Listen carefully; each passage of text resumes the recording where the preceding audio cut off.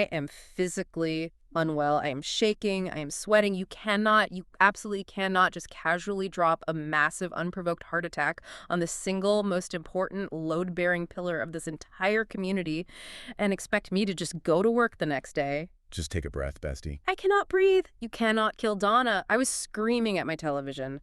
Screaming. My neighbors probably think I am being packed up by the smiling monsters right now because of the absolute vocal cord damage I was inflicting on my own apartment. Biggs, the frozen peach bellinis are poured. Oh, thank God. The ice-to-peach ratio is mathematically flawless today, by the way. I use the good Prosecco. And babes, we are so ready to spiral. The leanies, baby. Goodness, bestie. Oh my God, I needed this. Good morning, good evening, good night, good life, babes. Welcome back to the absolute chaos. Because it is just chaos at this point. It really is. But before we pop these bottles and completely lose our minds, we have to talk about how we are not just doing a surface-level recap today.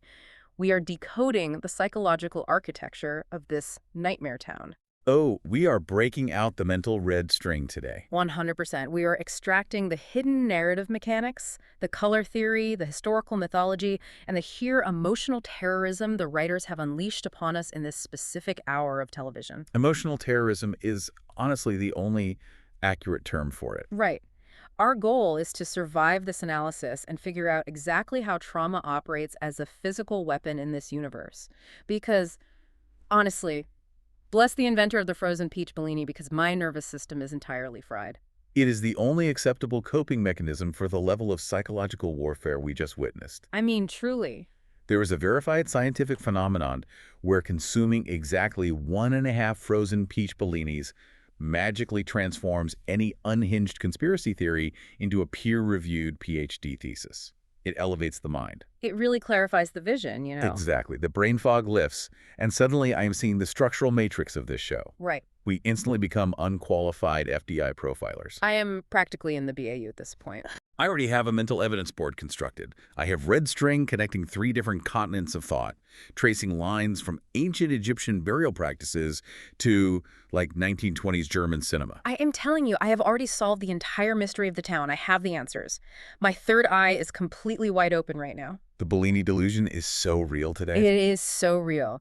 But why are mystery shows infinitely better when you are heavily buzzed? It just feels right. It feels like we are doing the detective work that the characters are too traumatized to do themselves. Because when you were sober, you were burdened by things like, logic and narrative pacing and respecting the writer's intentions. Who needs that? Right. But when you are buzzing on peach puree and sparkling wine, every background prop is a clue. A coaster is no longer a coaster. It is a portal to an ancient dimension. Oh my gosh, yes. One episode of this show has literally sent us into a 72-hour conspiracy spiral, complete with physical pushpins on my living room wall. I am analyzing the geometric shapes of the monster's teeth, for crying out loud. You are building an evidence board that literally nobody asked for, but I am so deeply here for it. It's giving beautiful mind, but make it messy. Always messy. But babes, we need to start by saying this. Before we even get into the absolute trauma of this television show, if you are a messy king or queen listening right now, please keep sending us your stories. Please. We are begging you. Because honestly, the shady, snarky, or stupid submissions have been unhinged lately. You all are living chaotic lives, and we are obsessed with judging every single decision you make. Truly, the absolute lack of operational security in some of your daily lives is staggering. It is genuinely a miracle some of you function in modern society. It really is. Okay, let's get into the first confession, because I'm already stretching my judgmental muscles. Hit me with it. Okay, confession number 1. Listen to this absolute disaster. Quote, I was 3 glasses of wine deep, stalking my ex's new girlfriend's sister's account. Oh no. We are already in hostile territory. So deep in. Quote, I was swiping through a carousel from 3 years ago and my thumb slipped. I accidentally double-tapped the photo. I panicked, threw my phone physically across the room, and I haven't opened the app in 4 days. Wow. Yeah. Just wow. Bestie, the physical, visceral panic I just felt reading that. My stomach completely dropped to the floor. I can feel the phantom embarrassment. Okay, let's logically break down the anatomy and the thumb scroll mechanics here, because this was entirely preventable.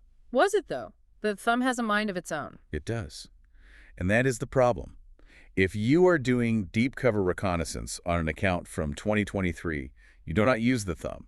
You use the index finger. Wait, really? The index finger. Yes, the index finger provides stability. It provides precision. The thumb is a rogue agent. It twitches. It spasms. Oh my God, you are so right. The thumb has no allegiance to your dignity. You are operating heavy emotional machinery while intoxicated, and you relied on the clumsiest digit on your hand. You caused a catastrophic security breach. I mean, I vote stupid. 100% stupid. Oh, absolutely stupid. It is so stupid, but I relate to the emotional panic so deeply. It is a primal fear. I would have legally changed my name and moved to an off-grid cabin in the woods. The fact that you threw the phone? Ugh. Totally rational response. Right. Just put it in rice, put the whole situation in rice, delete your digital footprint, and start over as a goat farmer. The throwing of the phone is the human equivalent of a lizard dropping its tail to escape a predator. Pure survival instinct.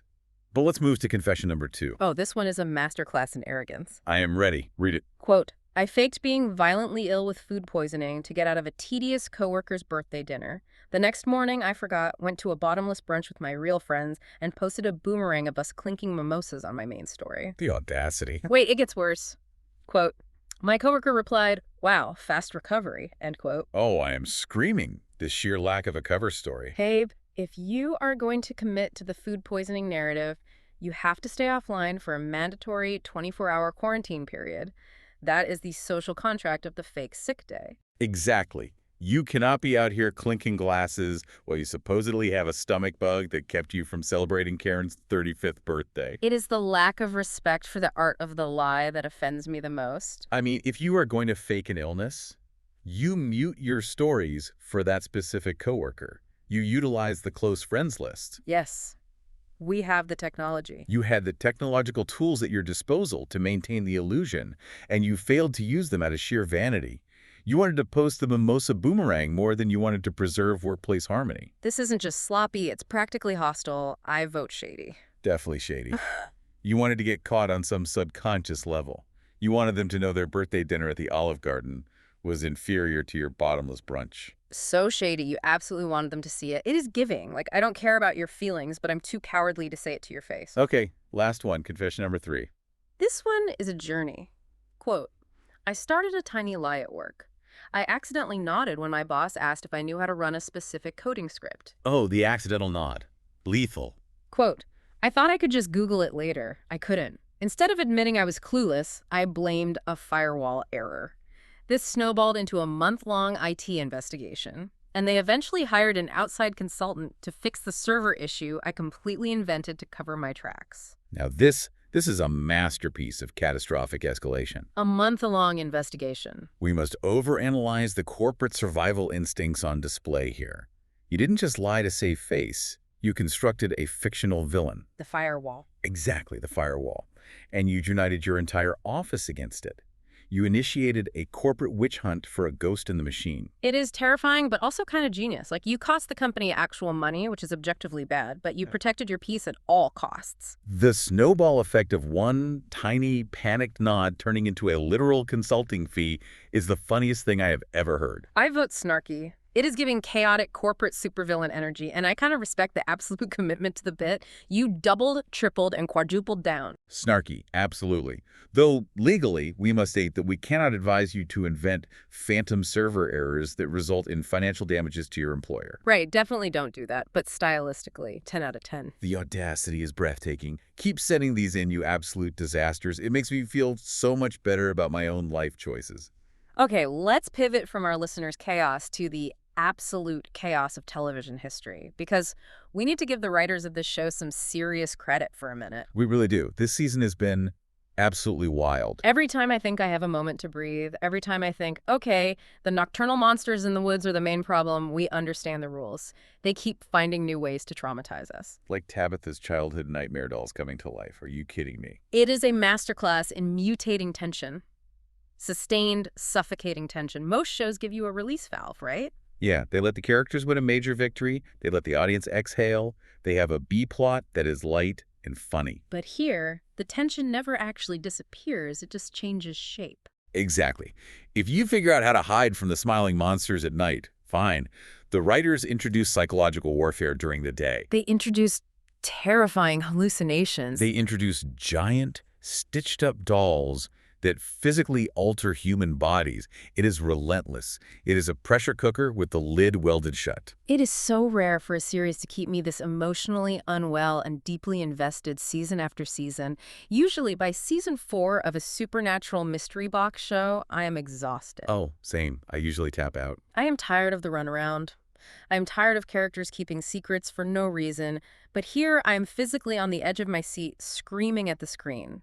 The stakes feel so incredibly grounded despite the magic. Which brings up the great television momentum debate. Yeah. If we step back and look at the mechanics of television writing, maintaining momentum from the pilot to the finale is the hardest trick in Hollywood. It is almost impossible. Which massive shows actually kept the momentum going and which ones crashed and burned spectacularly? Because this show is walking a very thin tightrope right now. Look, we have to talk about Lost. It is the blueprint for everything we are watching right now. Oh boy, here we go. And honestly, I know it's controversial, but I will defend the Lost ending until my dying breath. I knew you were going to say that. The emotional character payoffs were everything to me. I didn't care about the mechanical explanation of the polar bears or the electromagnetic pockets as much as I cared about Jack Shephard's soul-finding peace. Oh, absolutely not. I am stopping you right there. We are fundamentally opposed on this. You are a mark for emotional manipulation. Emotional payoffs matter infinitely more than answering every single tiny mystery box question. If a show spends 6 years presenting me with a magic red door, a string of mysterious numbers, and a literal pillar of black smoke that eats people, and then looks me in the eye in the finale and says, the real treasure was the spiritual journey we took together, I am setting my television on fire. But the mechanics don't make you cry. I need the mechanics explained. It's like building a meticulous grandfather clock for 6 years, showing me all the fascinating gears, and when I ask how it actually tells time, you just tell me time is a beautiful construct. Okay, that is a great analogy, but still. It's a cop-out.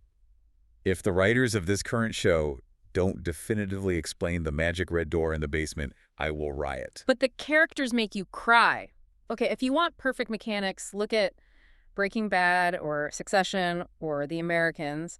Flawless execution. Yes, those are the gold standard. Pacing that never let up for a second. Every single character action had an immediate, devastating, logical reaction. Exactly.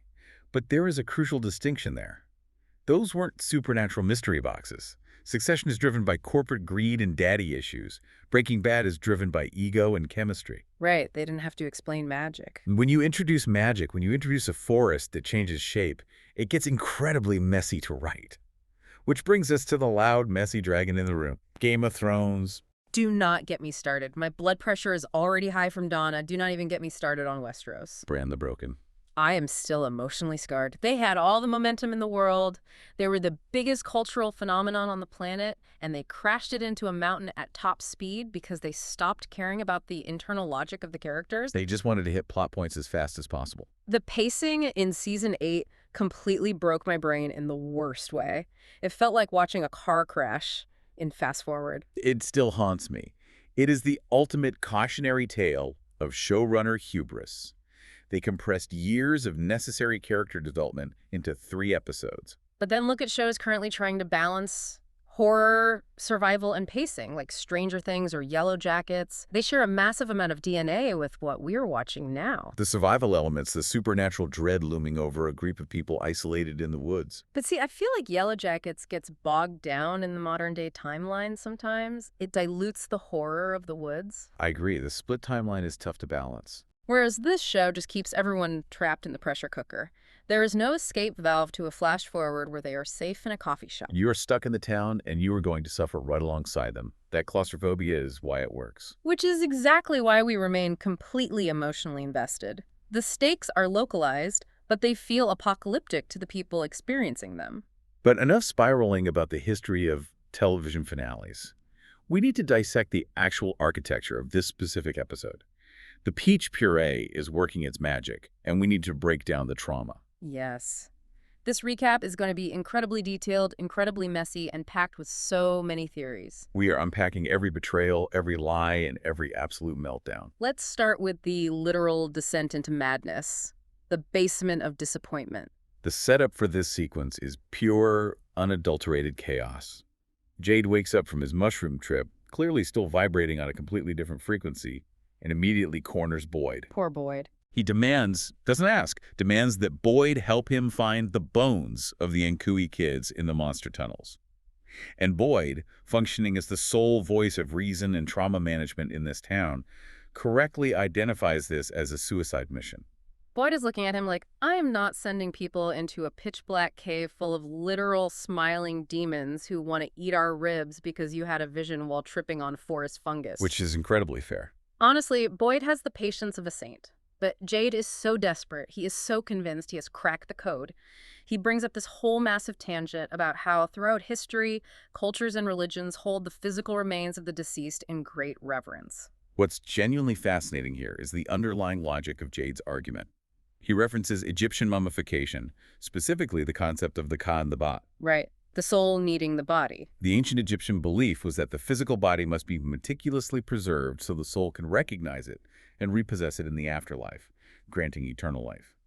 Jade takes this historical anthropology and maps it onto the nightmare town. He theorizes that this entire pocket dimension was built on human sacrifice. He thinks the bones of those 7 children are the physical anchors keeping their spirits, and by extension the town itself, trapped in this loop. And he points out the logistics of the monsters. He says the monsters only come out of the tunnels at night and they retreat into them during the day. Which we knew, but his reasoning is new. Yes. He thinks they are down there specifically to guard and protect the bones, because the bones are the source of the monster's power or their immortality. It actually makes so much sense. It is the first time the geography of the monsters actually has a strategic purpose beyond just, they sleep in caves. It is an incredibly sound theory. But the theory requires proof. So they go to Colony House to find the specific vision door Jade saw in the basement during his trip.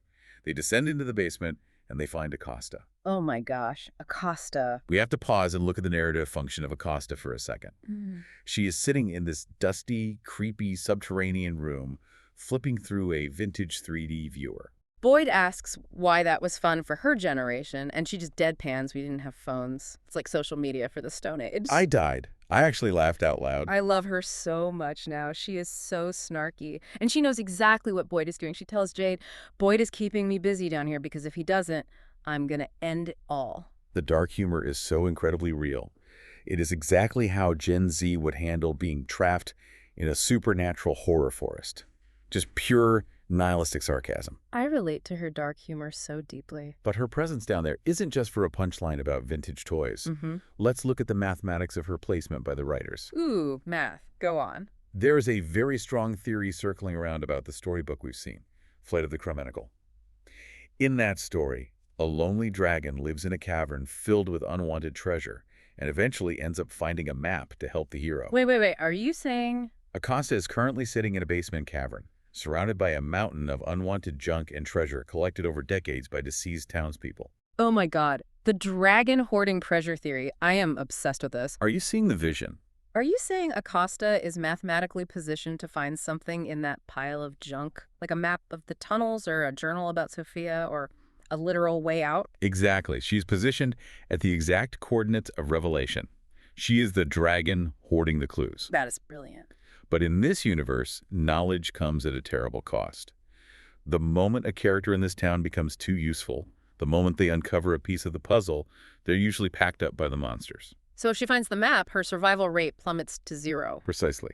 But returning to Jade, he ignores her, goes to the exact wall where the vision door should be, he moves the mountain of junk, and nothing. Just a solid stone wall, a complete dead end. Jade completely loses it. The utter desperation and devastation on his face. He put so much on the line. He risked his own sanity. He pushed everyone away, and he feels like the town is just actively mocking him. It is the ultimate psychological punishment for his specific brand of hubris.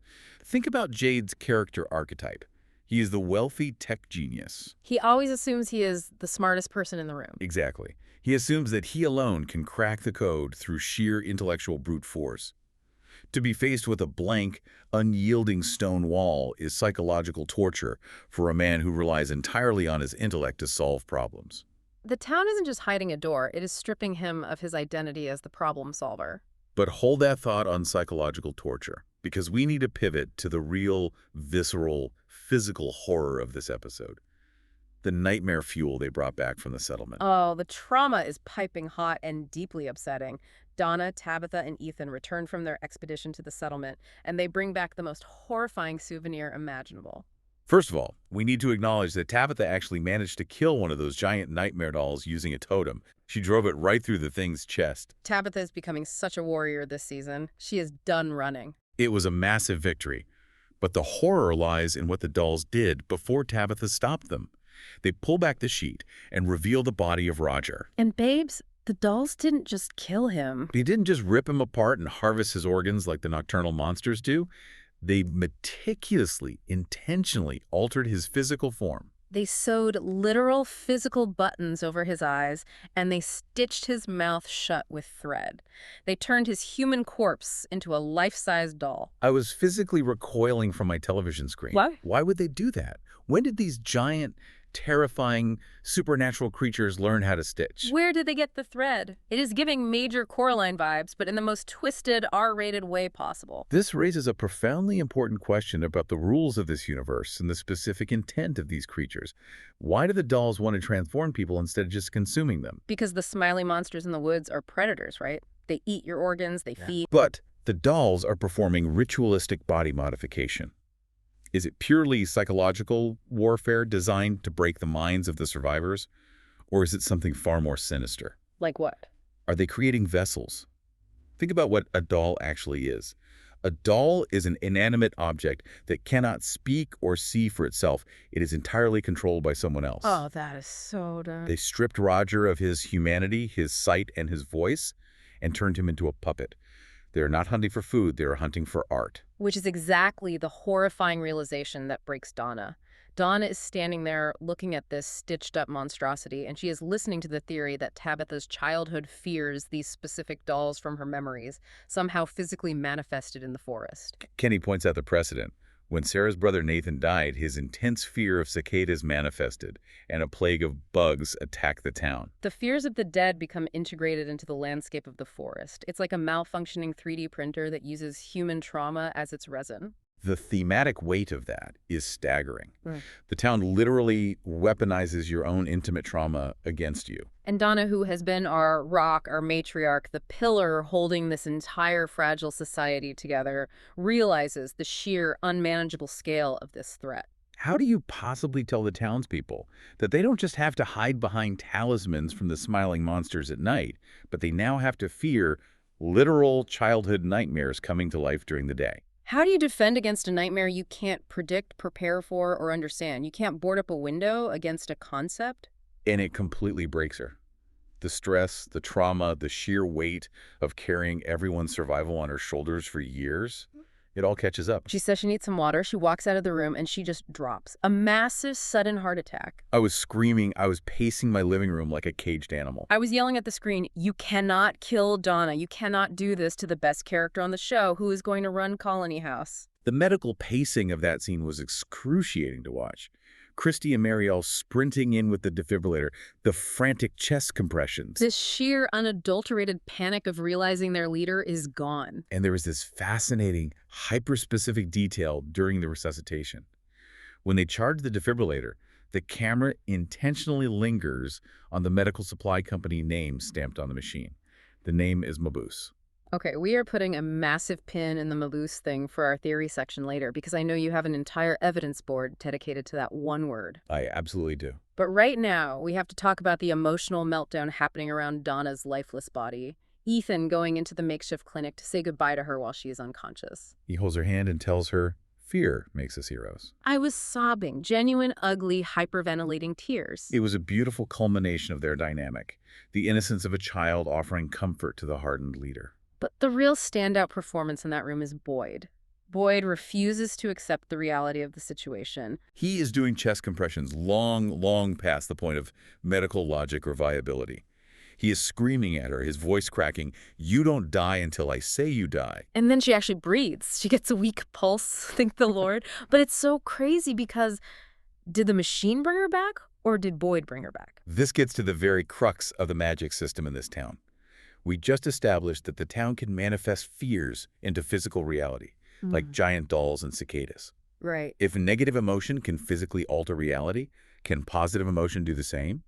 Can it also manifest hope? Wait, I love that idea. If a resident possesses enough sheer, indomitable willpower, can they force the town to yield to their demands?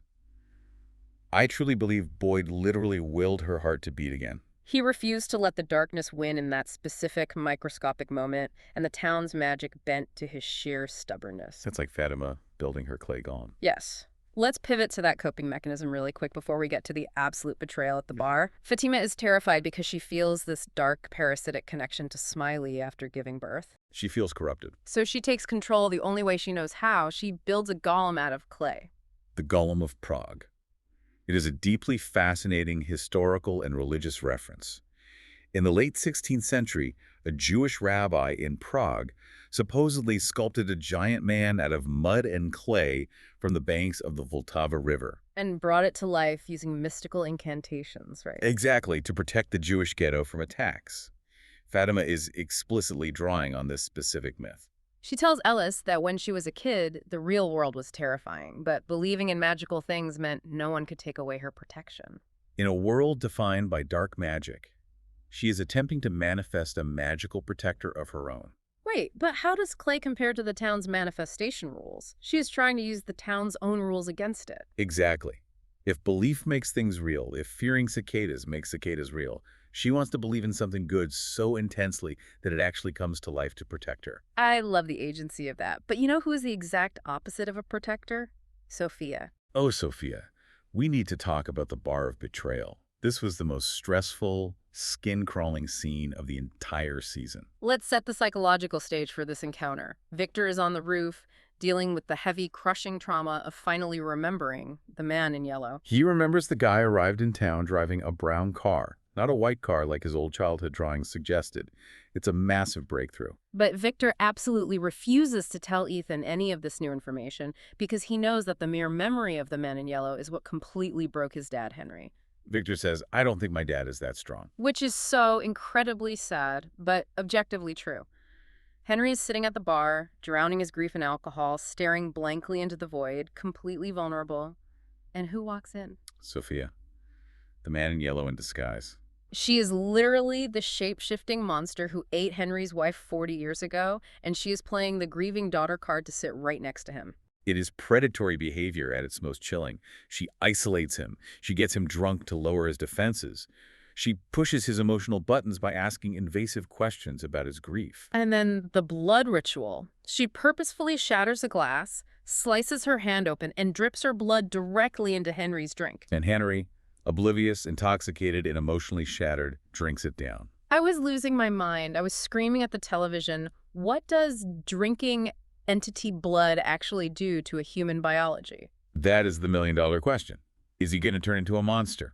Is it a form of mind control? What are the mechanics of this? We have to look at the established precedent in the show's lore. Right. The last time we saw a direct blood transfer, it was Martin transferring his cursed bloodworms into Boyd in Season 2. That was a transfer of a curse, a passing of a supernatural torch. And when Fatima drank blood, she gave birth to a monster. Blood in this show symbolizes corruption, infection, and transformation. Sophia isn't just poisoning him with a toxin. She is establishing a parasitic psychic connection. She is tethering herself to his mind. And then she hits him with the inception line. She looks at him, perfectly calm, and asks, "Have you ever wondered if this is all just a dream?" Babes, my jaw hit the floor. That is the exact same psychological warfare that the entity used on Boyd's wife, Abby, back in Season 1. Precisely. The entity convinced Abby that she was trapped in a nightmare, and that the only way to wake up herself and her loved ones was to die. That insidious lie is what led to Abby taking an assault rifle and shooting up the town, forcing Boyd to make the impossible choice to kill his own wife to save everyone else. Sophia's planting that exact same seed of madness in Henry's head. She wants Henry to tear the town apart from the inside. She wants him to grab a weapon and start waking people up. It is cult indoctrination 101. Isolate, confuse, infect, and radicalize. It is so sick and deeply twisted. She's the ultimate groomer. Meanwhile, while Sophia is dripping demon blood into drinks at the bar, Julie and Sarah are having this really sweet, quiet bonding moment, painting Sophia's room at Colony House. Which is so deeply, tragically ironic. The irony is layered heavily with color theory. They are painting the room purple. Wait, break down the color theory for us. If we look at the color wheel, purple is the exact opposite, the complementary color of yellow. Yellow, in the specific visual language of this show, represents deception, madness, sickness, and the sinister entity itself. And purple. Purple, historically and culturally, is universally associated with spirituality, intuition, royalty, and deep mystery. Oh, wow. So the show is visually putting these two opposing forces side by side. Exactly. As the man in yellow operates in the dark, orchestrating a massacre at the bar, the girls are unknowingly trying to literally paint over the deception with spirituality and peace. And while they're painting, they're having this really tragic conversation about the erosion of memories.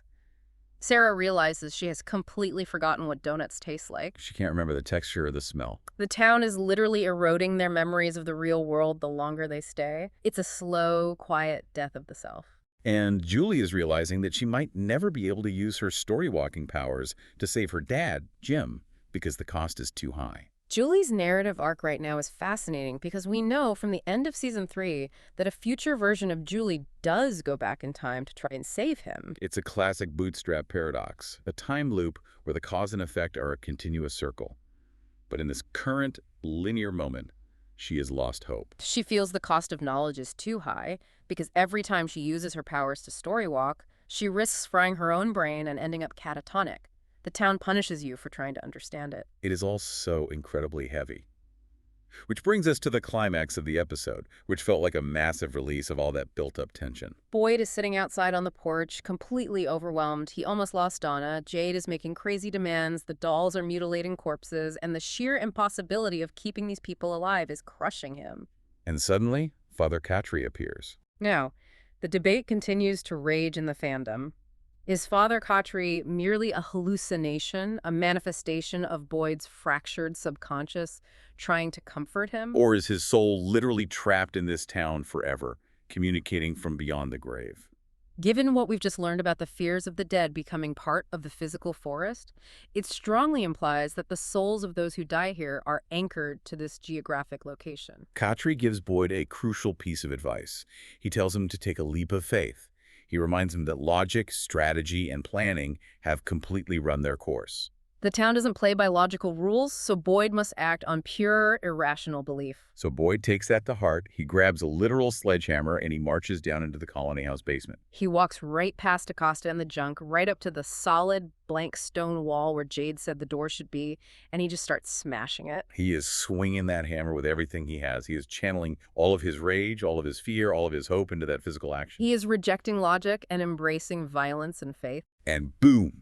The stone wall crumbles and the red door is revealed behind the masonry. Jade was right. The vision was real.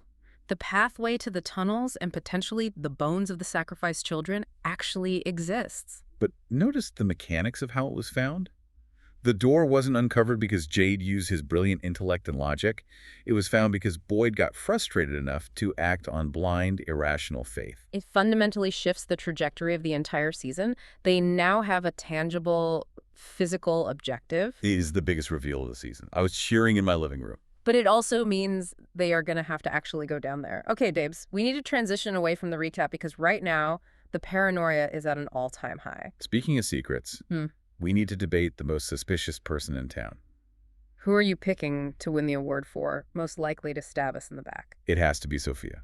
Without a shadow of a doubt, she is operating with absolute impunity. She's wearing the face of a sweet, innocent, grieving young woman while actively orchestrating the violent downfall of Henry and, by extension, Victor. She is performing literal blood rituals in public spaces, and no one notices. She is asking surgical, invasive questions to map out the town's emotional vulnerabilities. She is the man in yellow, and she is terrifying because she understands human psychology far better than the physical monsters in the woods do. She is the absolute worst. But honestly, who is your pick? My pick for the most suspicious person or thing is the town itself. The entity running this place is the ultimate manipulator. It is constantly moving the goalposts so nobody can win. But if you have to pick a human being, Maybe Acosta. Acosta, the queen of the Stone Age social media, defend your thesis. Why is the sarcastic Gen Z girl the most suspicious? Hear me out. We just talked about the dragon theory. Why did the writers put her in the basement right exactly when Jade was looking for the door? Okay, I'm listening. She is down there organizing all the junk from past residents. This ties back to the flight of the chromenical theory perfectly. If the dragon hoards treasure and eventually gives the hero a map, Acosta is the dragon. She is sitting on a mountain of clues. What is she going to find in that pile of suitcases and boxes? A journal from a previous cycle. A map of the tunnels. I am highly suspicious that she is about to become the most important character in terms of exposition, which means she is in immense danger. That is a remarkably astute observation. The placement of characters in this show's blocking is never accidental. Which leads us perfectly into the actual mechanics of the manipulation in this town. It is time for our unhinged theory corner. Babes, let me take you down a cinematic rabbit hole that will change how you view everything. Oh boy. Bring out the mental red string. I am ready to be indoctrinated. When Christy is trying to save Donna, the camera deliberately, specifically focuses on the defibrillator machine. The brand name printed on the side of it is Maboose, M-A-B-O-O-S-E. Right, we mentioned this earlier. Now, I have scoured the internet, I have checked medical supply databases, and there is no real-world medical supply company named Maboose. It is a complete invention of the prop department. Why? Because they love to mess with us and watch us spiral on Reddit? No, because of Dr. Maboose. Who is Dr. Mabuse? Dr. Maboose is a famous fictional character from a series of classic German novels and films dating back to the 1920s, most notably Fritz Lang's 1922 silent epic, Dr. Maboose the Gambler. Okay, I'm following. Listen to his specific character description. Dr. Maboose is a master of disguise and telepathic hypnosis. He is known to employ body transference and demonic possession. Wait, what? He almost never commits his crimes in person, instead operating through a complex network of brainwashed agents, remaining a shadowy, unseen figure manipulating the economy and the minds of the citizens. Are you kidding me right now? He uses technology and elaborate illusions to control reality. Wait, a master of disguise, telepathic hypnosis, operating through agents instead of getting his own hands dirty. That is literally exactly what the entity in this town does. It disguised itself as Abby. It hypnotized Sarah. Exactly. Yeah. Is the Maboose defibrillator a massive, undeniable Easter egg, confirming that the entire town is a hypnotic illusion controlled by a singular master manipulator? Oh my God, the layers. Furthermore, the cinematic Dr. Maboose is known for being defeated, sent to an asylum, and then a new Dr. Maboose mysteriously appears to take his place and continue the cycle of terror. Does this explain the endless cycle of the town? The reincarnation? Okay, well, wait. I have to push back on this. Dr. Maboose, in those 1920s movies, was a human criminal. He was a guy in a suit manipulating the stock market and hypnotizing people. Yeah, the entity in this town is clearly a supernatural, shape-shifting forest demon that manifests giant bugs and controls the weather. How does a 1920s German cinematic trope about a human mob boss map onto a literal supernatural dimension? Because it's an allegorical blueprint. The writers are telling us how the entity operates, not what it biologically is. And think about Boyd's conversation in this episode. Which one? Boyd explicitly brought up Martin. Martin, the guy chained to the wall in the dungeon in Season 2 who infected Boyd with the bloodworms. Oh. Martin told Boyd that the smiley monsters in the woods were just the tip of the spear. Oh, I remember that. Could Martin have been the previous Dr. Maboose of the town? Could Martin actually be the man in yellow in a different physical form? What? Both Martin and Sophia, as the man in yellow, transferred their blood to a resident to infect them. Both of them asked the exact same psychological question to their victims. What if this is all just a dream? The dialogue is matching up perfectly across seasons. The entity jumps from host to host, acting as the puppet master. I am unwell. That makes so much structural sense. It explains the blood transfer. Okay, my unhinged theory is a little less cinematic and a lot more visceral. Let's hear it. It is about Roger's stitched-up corpse in the clinic. I do not think the nightmare dolls sewed buttons on his eyes just to be creepy for the sake of aesthetics. I think they made him into a literal vessel. Go on, build the case. In the trailer for the season, there is a split-second shot of Sophia standing in a wooden shed, the exact same shed where they are currently keeping Roger's body, and she looks down at something off camera and says, "It's time to play." What do you play with? You play with dolls. I think Roger's corpse is going to animate. He is a sleeper agent.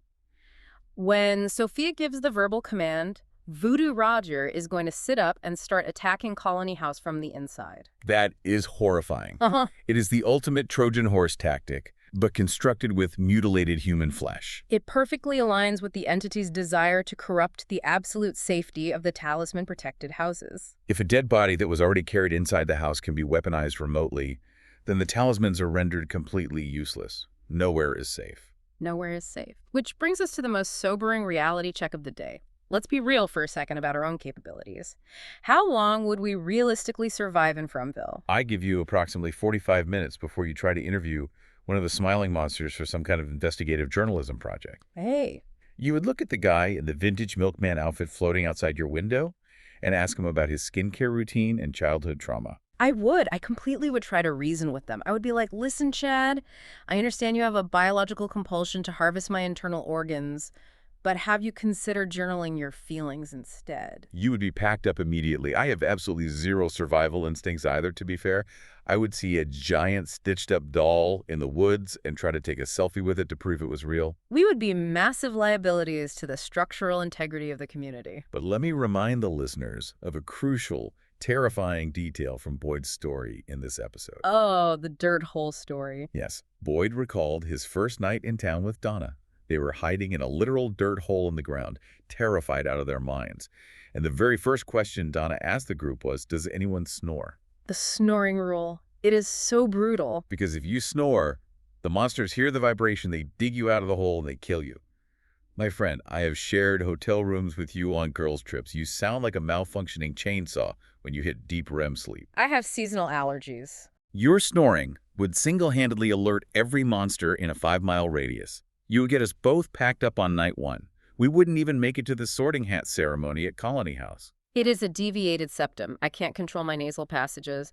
But you are entirely correct. They would hear me vibrating the floorboards from 3 miles away.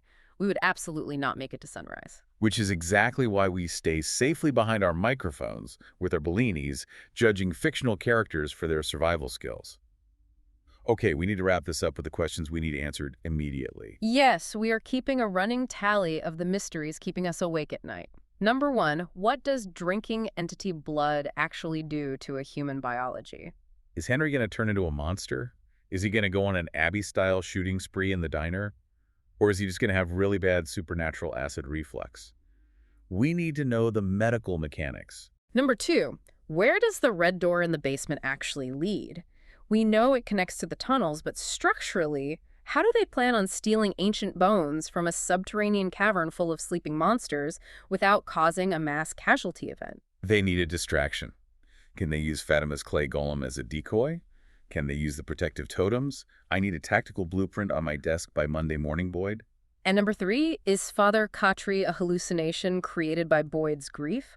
Or are the souls of the dead literally trapped in this geographic location forever? If it's the latter, the existential implications for every single character who has died so far are unspeakably tragic. It changes everything about the stakes. If you die in the game, you stay in the game. It is an inescapable nightmare. A literal nightmare, just like Tabitha's button-eyed dolls. Ugh, do not remind me of the Coraline buttons. My skin is crawling just thinking about it. I'm gonna have nightmares tonight. All right, babes, that is all the spiraling and unhinged theory crafting we can handle for one day. Thank you to the Snark Squad for hanging out, drinking Bellinis, and completely losing your minds with us over this incredible show. But before we go, we need to hear from you. We are addressing you directly. Head to the comments section right now. What is your biggest unhinged theory after watching this episode? Do you buy the 1920s Darkdom Abuse cinematic connection, or am I reaching? Which character do you trust the least? Is it Sophia, or is someone else flying under the radar? Do you believe the Acosta Dragon theory? And most importantly, would you realistically survive the town, or do you snore loudly enough to get everyone packed up on night 1? And please weigh in on our messy confessions. Were those listeners' submissions shady, snarky, or just plain stupid to keep sending them in? Remind to like, comment, subscribe, and please send us your messy stories. We desperately need the distraction from the horror of this television show. Share the podcast with your messiest bestie. Keep your talismans up, keep your friends close, and whatever you do, do not drink a beverage handed to you by a girl in a yellow sweater at a bar. Stay messy, stay delusional, and we will see you on the Snark side.